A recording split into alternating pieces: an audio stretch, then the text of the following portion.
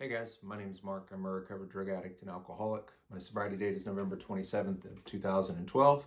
And this is the fourth video in a series of videos meant to be directed to families as well as to drug addicts and alcoholics, I guess in early days of recovery or later on in their recovery. The theme of this video is going to be what the treatment industry and what various 12-step fellowships, or I guess various 12-step programs sometimes, are doing incorrectly, as well as, a couple of the things that they're doing right. The point of this is to try and be helpful and maybe to educate a little bit. A lot of this is just going to be my opinion, so please keep that in mind. I do not intend to criticize any individual for your belief systems. And I encourage you, if you're watching this, to kind of keep an open mind if it challenges some of those belief systems. Once again, I purely just want to be helpful. Hopefully with some of this information, you can see where maybe your recovery might be lacking, where it could grow. Hopefully you can figure out if your loved one or if your loved one is working with a viable 12-step person or a viable clinician that is going to actually be impactful and helpful in their recovery. So with that being said, I guess I'll just get right into it. The first thing that I would I guess want to talk about, I guess I'll do what people are doing wrong, because it's always fun to talk about that type of stuff first. So very first thing is probably the most important thing, is a lot of the times drug addicts and alcoholics are misdiagnosed as drug addicts and alcoholics. Now, please keep in mind, only the individual, if you're going to get any work done, really, only the individual can diagnose themselves with drug addiction and alcoholism. Of course, outsiders can make observations, but no work can really be done unless the person is no longer sitting in denial. A lot of the times that gets completely missed in treatment settings or even in 12-step programs and fellowships. I guess I should say 12-step fellowships. A lot of the times people just simply assume that because you showed up to the room or because you showed up to a treatment center that you are a drug addict or alcoholic, and that label gets slapped on you way too soon without the individual being properly educated on what drug addiction and alcoholism is. Sometimes you'll meet people who are do not fit the criteria, the physical and mental components of drug addiction or alcoholism, and they're simply treated as such when they actually don't need it. They could probably drink or use and stop on their own willpower or stop using their own experience. So that is incredibly damaging, what that's going to lead to. And a lot of the times, treatment centers simply dump this onto 12-step fellowships, and the 12-step fellowships just kind of continue that process without really digging into or asking the questions that are appropriate to figure it out. But what ends up happening is you get people coming into 12-step programs, coming out of treatment, that don't need the 12 steps. They're not real alcoholics. And I went over that in a previous video, what is a real alcoholic? And they end up putting out information that isn't helpful, or they end up saying that it's okay not to do various things, or they end up doing more damage than good. And really we're doing them a disservice in actuality, because they could be out doing, regular things, and they don't need to be dedicating their entire lives to this process in order to stay sober. Another thing that kind of comes up in regards to that, and some of where I think this idea comes from, is people who aren't actually struggling with drug addiction and alcoholism, is people saying that it's okay to take it easy through the steps or to go slow. Some of the popular ideas that you hear are do a step a month. You don't want to get too uncomfortable. And that seems counterintuitive. A lot of these ideas are well-intentioned. I can understand the intention behind that. You want to, make someone feel comfortable, and you don't want to rush someone. However, drug addiction and alcoholism kills you. If you don't get to a solution quickly, you will maybe die. And so to take things slow seems to be incredibly damaging and incredibly the opposite of helpful. How about that? Now, I'm not saying that you should speed through the steps necessarily. All I'm going to say is you should get through them quickly. In the early days, people got through all 12 steps and were sponsoring people or endeavoring to help others, I guess I should say, and be accurate historically, after 1 month, sometimes even sooner than that. Some individuals in the early days got through all 12 steps in a matter of days. You know, they did it from their bedside in detox or in a hospital setting. So definitely hurting a lot more people than it's helping, encouraging people to work through the steps slowly. Something else, I guess, that is damaging, or I guess that people are doing wrong, is diverting from the original agreed upon program. That can be in clinical or in 12-step work. And some of this is just the individual, of course. A lot of the times the individual will slack on their 12-step program, or they'll slack on their clinical suggestions. And that definitely isn't helpful. It kind of comes from the idea of take it easy on yourself, you know, practice self-care. You don't need to be addressing or looking at these behaviors as frequently as you're being suggested or told to. And then with that also does come people throwing in supplemental ideas for recovery, you know, in lieu of the foundational elements of the 12-step program. And so you have a lot of people, and oftentimes they'll do it too early. For example, you'll have, you know, therapists in a treatment setting trying to get someone to engage in EMDR way too soon before they've even laid down some of the basic foundational elements that are necessary for viable clinical discussion, like honesty, like integrity, like humility, like understanding, like tolerance of self, understanding of self. And without proper vetting, practices, various clinical practices can really do a lot of damage to people, and can oftentimes create a perfect storm for relapse. If you do have those foundational things in play, then you can have quite a successful experience with a lot of therapeutic techniques. However, it seems to be the idea these days that they're just going to throw as many therapies at you as they can and hope that one sticks. And these therapies have no evidence of being helpful as far as a solution for alcoholism.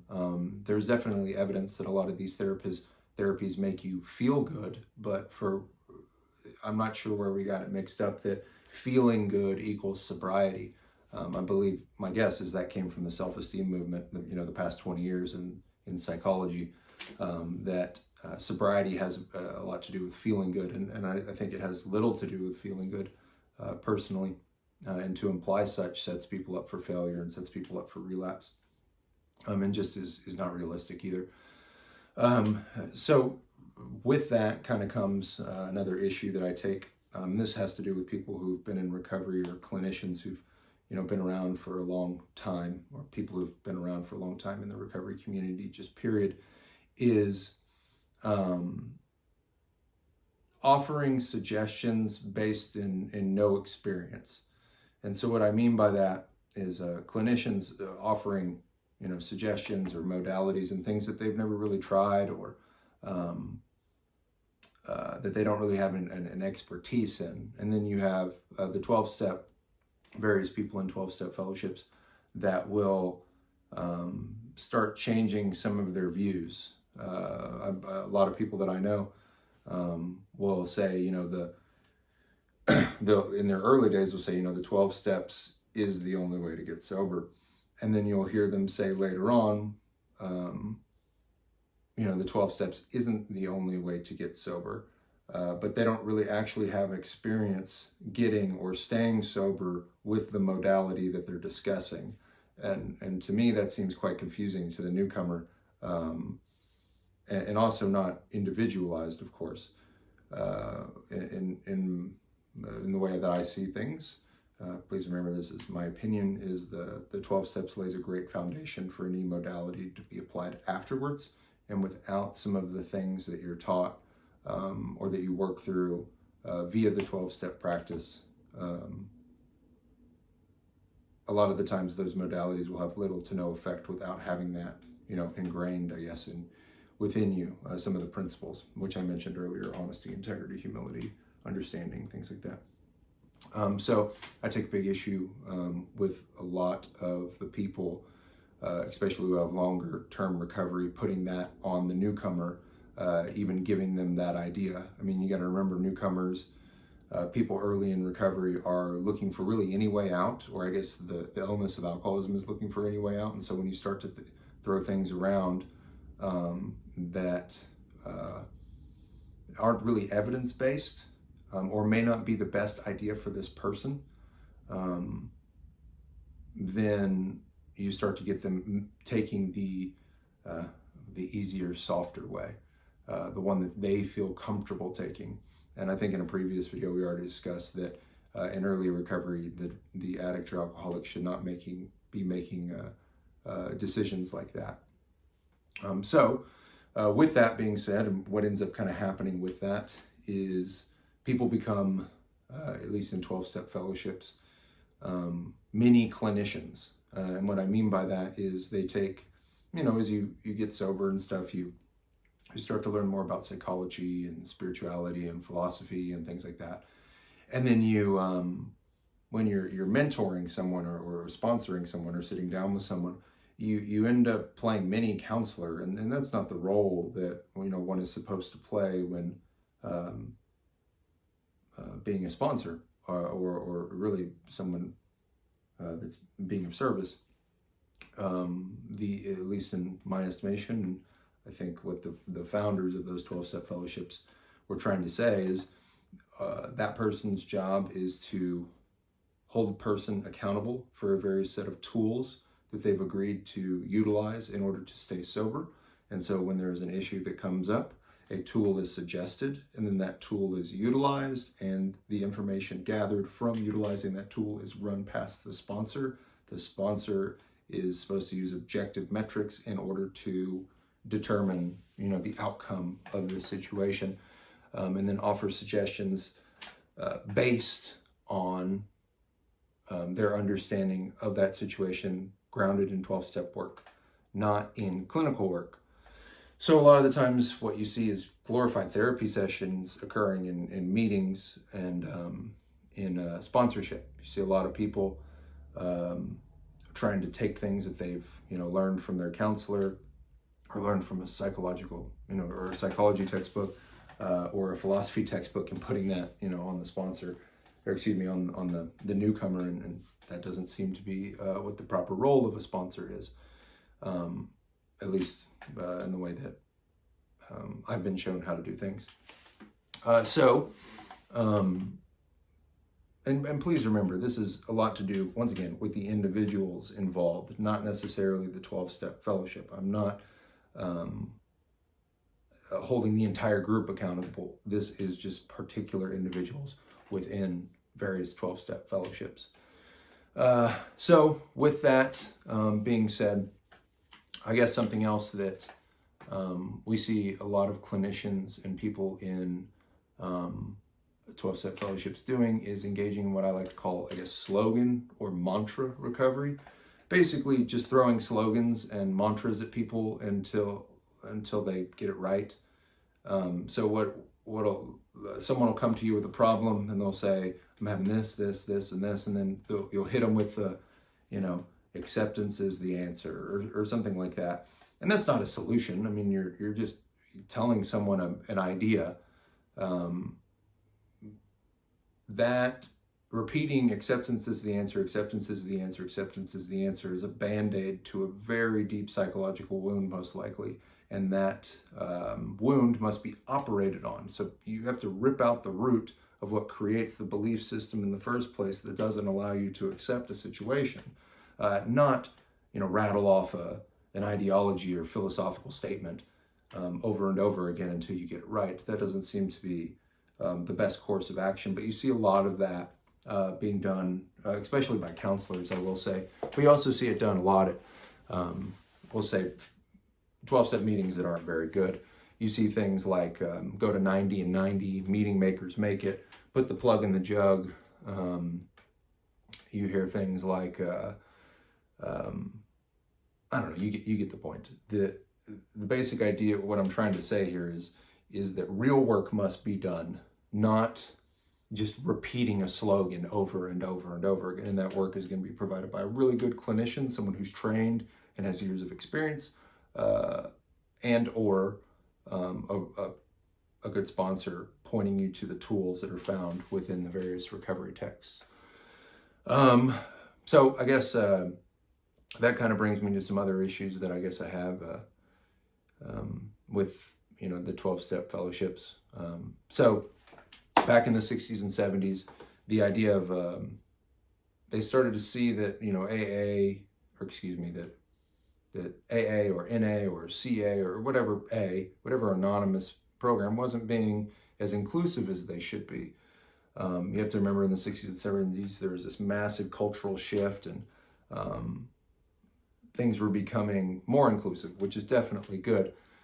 However, with that, we started to sacrifice the message for inclusion's sake. And so with that came the open topic meeting, which was, which is basically a glorified check-in meeting. That started to become really, really popular. And from that stems the idea that, that meetings are the solution, or that the fellowship or friends or that support structure is the solution. You start hearing people say like, oh, I just need a meeting, implying that the meeting is the solution. And that's not necessarily the case. I mean, originally meetings were put in place to have somewhere for us to meet, for alcoholics and drug addicts to meet, to find more people to help and to carry the message, not to check in on your day, not to vomit on a meeting, not to go and get honest about what you've been falling short with. A lot of that stuff, the vomiting, the check-in, that's meant for your sponsor, or that is meant for our clinicians or our therapists and things like that. The basic idea of a meeting is, at least foundationally, is I'm going to go try and spread the message of what has worked for me in my experience with alcoholism and addiction. And hopefully that inspires you and gives you hope to maybe do the same thing, or at least seek out a solution that works for you. The opposite is happening in a lot of meetings these days, where people are just simply going in and going, here are my struggles, and basically treating meetings like a group therapy session. This is not helpful and is incredibly damaging and hurtful. And it is, I've heard clinicians and treatment centers say, you just need to get to a meeting and tell everyone how you're feeling. And that is just bad information. And honestly, when I go to meetings and I hear stuff like that, it's just a waste of my time. Although double-edged sword there, I do get to hear about someone that I could help. But the idea that was originally set up behind meetings was, if you were struggling with something, that you were to talk with an individual after the meeting, rather than interrupt the meeting with your problems, as they saw that as very selfish and self-centered, which it is, I mean, at the end of the day. So something else that stems from, I guess, clinical wisdom is, I guess, this new idea that's come out, the whole, Cali sober thing, or medication-assisted therapy, which, or treatment, which I've talked about in my previous video. The idea that you can engage in an abstinence-based program while under the influence of a narcotic or some sort of diversion drug. And that seems counterintuitive. It's kind of like trying to go play basketball with like a baseball, and then getting confused on why the basketball team doesn't want you on the court. It seems a little strange and confusing. I can understand the idea, of course, of harm reduction and things like that, but it just doesn't make a ton of sense to me. And why someone would get upset for someone not being included in a 12-step program, because, or I won't say not be included, you're certainly welcome, but to not engage in a 12-step process unless you're completely sober, considering those are the rules of the game, just seems highly baffling to me. So you also have the idea, of course, in various meetings around the nation, The idea that, good old Demi Lovato put forward, the Cali sober, that it's okay to use this substance and still say I'm sober. And that doesn't make much sense to me either. A lot of those people, in my estimation, are just waiting to relapse on their drug of no choice. And you see a lot of that these days, that people, can take various substances and claim sobriety, like Kratom, Delta 8, which is like a new weed thing, I think. And a lot of other mind-altering substances, basically a lot of research chemicals that are out there, or steroids even. So, let's see. I'm trying to think of some other stuff. Oh, I guess the last thing that that I've seen, that I've taken some issue with, is saying that you're a person in long-term recovery rather than, stating that you're a recovered drug addict and alcoholic, or even the whole recovered versus recovering thing. Just real quick on that. To be recovered means that you have gotten better from something. That doesn't mean that that thing can't return. It just simply means that that has healed, kind of like a broken bone. I have recovered from my broken bone. That doesn't mean it can't break again. It just simply means that one time that it broke, it is now better. And I'm doing things every day to make sure it doesn't break. That's what the word recovered means. When people say that they're recovering, although I understand the intention, there's just not a lot of hope in that word. And also a lot of the people that utilize that word recovering, I don't really see those people particularly doing a lot of work on themselves. In fact, I see the people that are saying that they're recovered working way harder at their recovery than anyone who says that they're recovering. In fact, when people use that word, it makes the recovering people very angry, which shows me that they are indeed recovering and not recovered.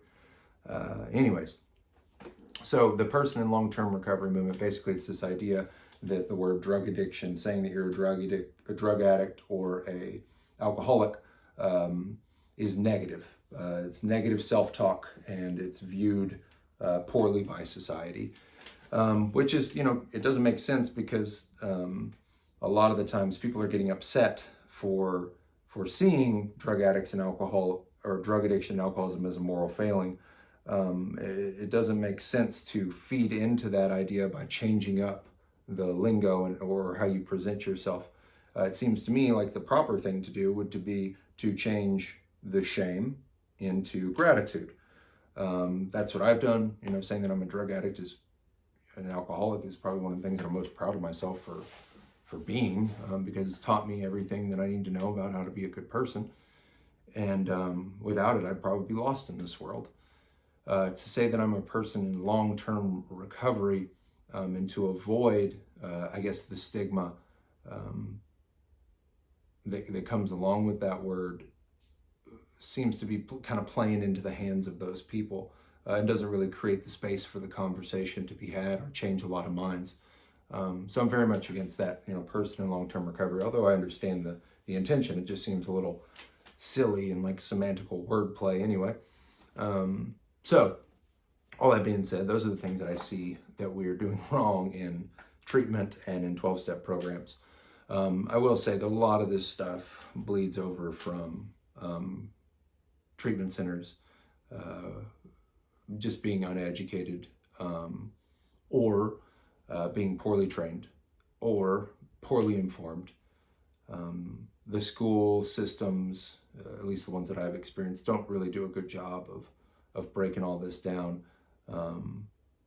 And to be honest, I can't really fault them. It's a lot of information to kind of sit with and learn to present properly. And it takes a lot of years of understanding and self-work in order to do it properly. So I guess some of the good things that I guess have come out of some of these things, just maybe used inappropriately, is there's a lot more encouragement of emotional honesty. I've seen throughout the past 10 years, a lot of clinicians and 12-step sponsors are encouraging people to be more emotionally honest, letting people know where they're really at, not covering up their feelings due to, the man code or being worried about being a burden. A lot of good clinicians and good 12-step people are really pushing people to open up more, be more honest, emotionally honest, and I guess emotionally intelligent as well. And I see that as a very, very good thing.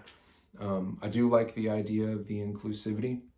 However, when it becomes a sole focus is when I take issue with it, or when making friends, including everyone, becomes the sole focus rather than the solution itself. That's when I take issue with it. But trying to get as many people under the umbrella of recovery as possible is definitely something that's needed. That's the whole point of this video, kind of. Another thing that I like is that people are encouraging self-acceptance more, meaning that rather than just focusing on accepting the outside world, we're also getting better at accepting the negative stuff that goes on an internal level and becoming more at peace with who we are. And there's a lot more digging that I see going on with that, encouraging much more self-acceptance and self-love, although how that's practiced is quite questionable sometimes. The other thing that I've seen is the solution-oriented meetings continue to pop up more and more and more. I continue to see meetings that are not about making friends, that are not about checking in on your day, and that are purely about utilizing 12-step tools in order to recover from alcoholism. And I continue to see the fellowship